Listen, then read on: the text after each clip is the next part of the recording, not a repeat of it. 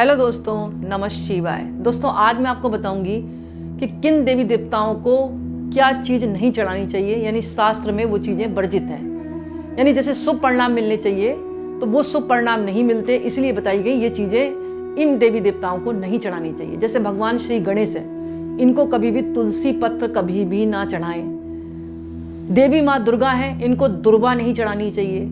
और 2 शंख जो हैं एक से कभी भी घर पर ना रखें, यानी अलग अलग हो सकते हैं बड़ा और छोटा, लेकिन बराबर एक से शंख हो उनको कभी भी घर पर ना रखें। तो वो शंख जो है वो शुभ परिणाम की जगह घर में अशुभ परिणाम होने लगते हैं। वो किसी रूप में हो, लड़ाई झगड़े हो, घर की बरकत ना हो, सुख समृद्धि ना हो, घर में कलह बनी रहे, तो इस बात का आप ध्यान रखें। शंख रखें लेकिन एक बड़ा एक छोटा, बराबर ना रखें घर पर। एक साथ ना रखें, यानी इधर रख दिया इधर रख दिया, ऐसे नहीं रखना है आपको, अलग अलग रखें। दूसरी बात, एकादशी की पूजा कर रहे हैं तो भगवान विष्णु का जब तिलक करें तो उसमें चावल का इस्तेमाल ना करें, क्योंकि रोली से तिलक लगाते हैं, हमारी आदत पड़ी रहती है, हम अक्षत से भी लगा देते हैं। तो जहाँ तक हो एकादशी वाले दिन अक्षत को अवॉइड करें, अक्षत से भगवान का तिलक ना करें। अंगूठे से बड़ा कभी भी शिवलिंग घर पर ना रखें, यानी अपना अंगूठा होता है ना, उससे बड़ा कभी भी शिवलिंग घर पर नहीं रखना चाहिए।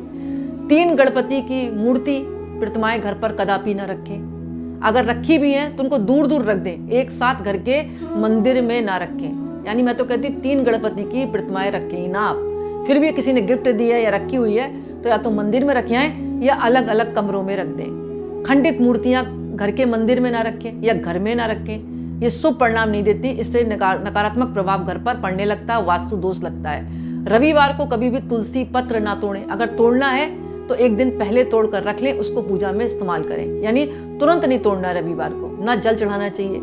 सुहागिन महिलाओं को कभी भी माथे पर चंदन नहीं लगाना चाहिए। हम शौक में लगा लेते हैं, लेकिन सुहागिन जो महिलाएं हैं उनको माथे पर कुमकुम का तिलक करना चाहिए। चंदन कदापि माथे पर ना लगाएं, वर्जित है। शंकर भगवान को कभी भी कमल का फूल अर्पण नहीं करना चाहिए। दीपक से दीपक कभी नहीं जलाना है। आलस में आकर एक दीपक से दूसरा दीपक से तीसरा दीपक, ऐसे कदापि ना करें। आप माचिस से जलाएं या मोमबत्ती से जलाएं, इन बातों का आप ध्यान रखें। तुलसी को कभी सीधा ना निकले, जैसे हम करते हैं ना गटक, मतलब चबा चबा के करते हैं, तो चबाना नहीं, हमको तुलसी को पानी से निकलना है, इस बात का ध्यान रखें। किसी ने तुलसी दी आपको तो आप चबाने लगे, ये नहीं, या सीधा निकल गए, ऐसे भी नहीं। तुलसी को सीधा जल के साथ निकलना है, तो वो चढ़ना मृत बन जाता है। तो दोस्तों शास्त्रों में ये बातें हैं, अगर आप ध्यान रखेंगे तो पूजा का शुभ परिणाम भी मिलेगा, और जिन देवी देवताओं की आप पूजा कर रहे हैं वो आपको प्रसन्न होकर आशीर्वाद भी देंगे।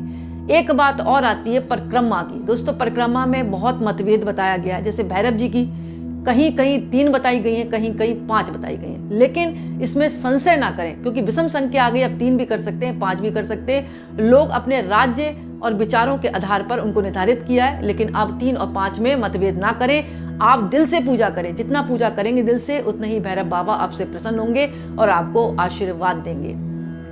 शनि भगवान की 7 परिक्रमा बताई गई है, सूर्य भगवान की भी 7 परिक्रमा बताई गई शास्त्रों में। हनुमान जी की 3 बताई गई हैं, कहीं कहीं 5 बताई गई हैं, कहीं कहीं 7 भी बताई गई हैं। यानी इन परिक्रमाओं में भी मतभेद है, लेकिन एक कॉमन बात क्या है, ये विषम संख्या में है।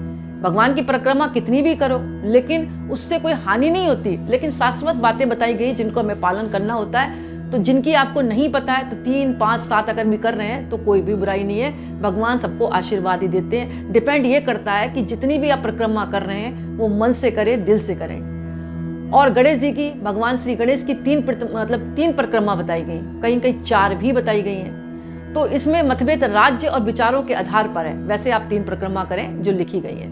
और पीपल की 108 बताई गई, कहीं कहीं 7 बताई गई हैं, वो अपनी इच्छा अनुसार आप कर सकते हैं। कृष्ण भगवान की 4, विष्णु भगवान की 4, राम जी की 4 और दुर्गा जी की 1 परिक्रमा बताई गई है। शिवलिंग की आधी परिक्रमा बताई गई है। ये भी कहा गया कि शिवलिंग की जो जलधारी होती है उसको कभी नागना नहीं चाहिए, पाप दोष लगता है। तो दोस्तों परिक्रमा के बारे में आप जो है संशय पैदा ना करें, मन में संशय ना करें, किसी प्रकार का डाउट ना करें। आपको जितनी परिक्रमा बताई है मैंने, इनको आप विधि विधान से करें, और जिनकी नहीं पता है उनकी आप 3 या 4 या 5 के बीच में कर सकते हैं। वैसे 4 को छोड़कर आप विषम संख्या में करें तो अति उत्तम है, क्योंकि 3 भी विषम आ गया और 5 भी विषम आ गया। तो आप बिना डाउट के आप परिक्रमा कर सकते हैं और बाद में क्षमा याचना मांगे। और भगवान की जितनी भी आप दिल से पूजा करेंगे उससे आपको पुण्य की प्राप्ति होगी। संशय ना करें, जो भी कर रहे हैं, परिक्रमा कर रहे हैं या भगवान को चढ़ा रहे हैं, चढ़ाएं, दिल से चढ़ाएं, भगवान का पूर्ण आशीर्वाद मिलेगा। तो दोस्तों आज का वीडियो मैं यहीं समाप्त करती। पसंद आए तो लाइक करें, दूसरों को शेयर करें और कमेंट्स में नमः शिवाय जरूर लिखें। बहुत बहुत धन्यवाद।